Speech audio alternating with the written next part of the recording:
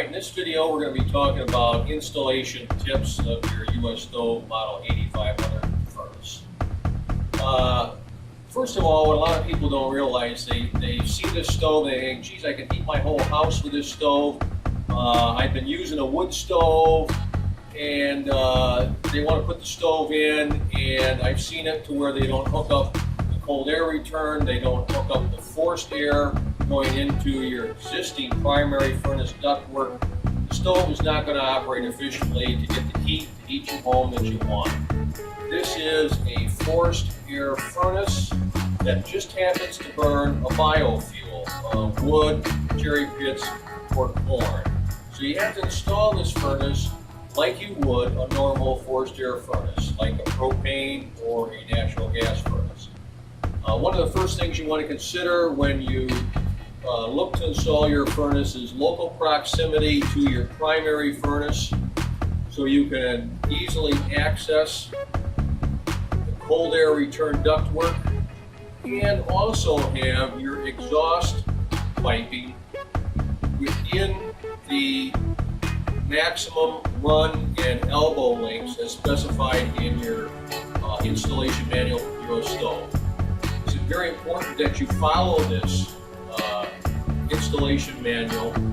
There's reasons behind everything that they have in there, and if you don't understand a certain segment of it, you should call the US Stove Tech people and let them help you out with it. They're real good at helping you set up your length of your piping and what type of application that you have. Now, in this particular stove here that we've got installed, we're running 4-inch pipe, and it's going to a chimney, and we'll cut to another clip here where we can show you that installation. Okay, here we're looking at the factory supplied plenum reducer from US Stove, and it takes their outlet on the furnace right to a 10-inch duct. This is just standard single wall heat duct is all it is, and we have this running over to our primary furnace. When you install this forced air duct coming out of your furnace, you're going to want to install a backdraft dampener in line between the 8500 and your primary furnace.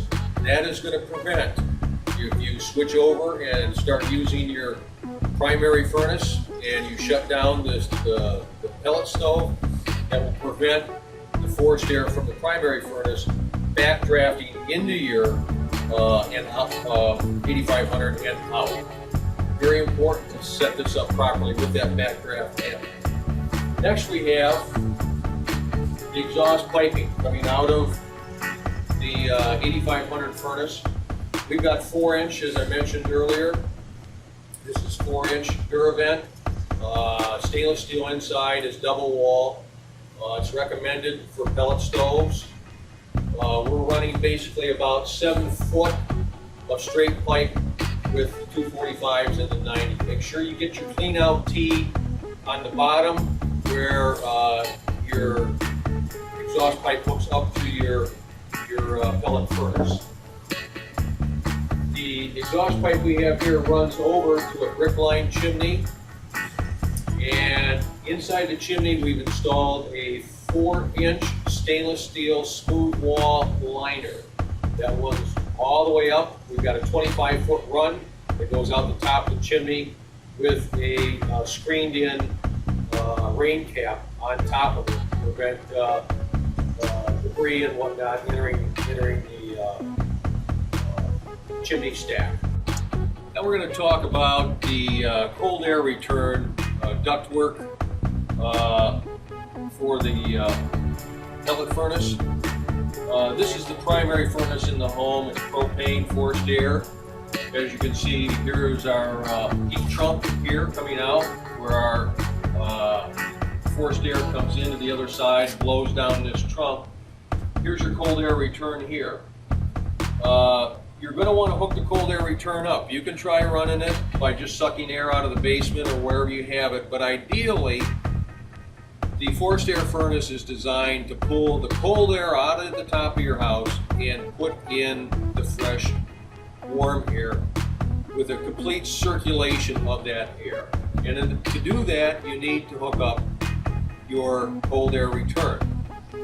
Now, the cold air return, depends on your location and the type of ductwork you need to do it. You're going to have your local tin shop fabricate up the ductwork. You have to draw them up a little schematic, or have your heating contractor do this for you if you're not feeling up to the task to do it yourself. What we have down here is a offset built off of the existing cold air return. The offset goes over to a flex boot, which utilizes the US stove standard opening, which is a 10 by 20 inch opening. We've incorporated a filter right here, which is a larger filter than the 10 by 20. This one happens to be a 14 by 25. That is the extent of your hookup going into your pellet furnace.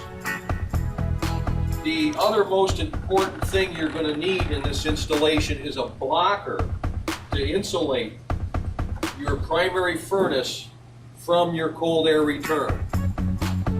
And the way we have done, there's a couple different ways that you can do it. The way we've done it here is we've manufactured a piece of tin, regular ductwork tin, that slides in next to your primary furnace filter,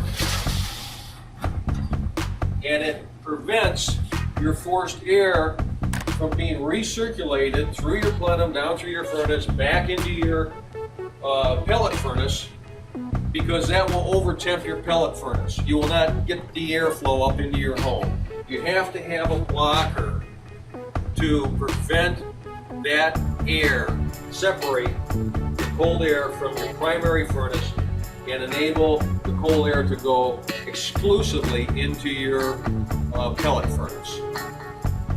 So like I say, that is extremely important.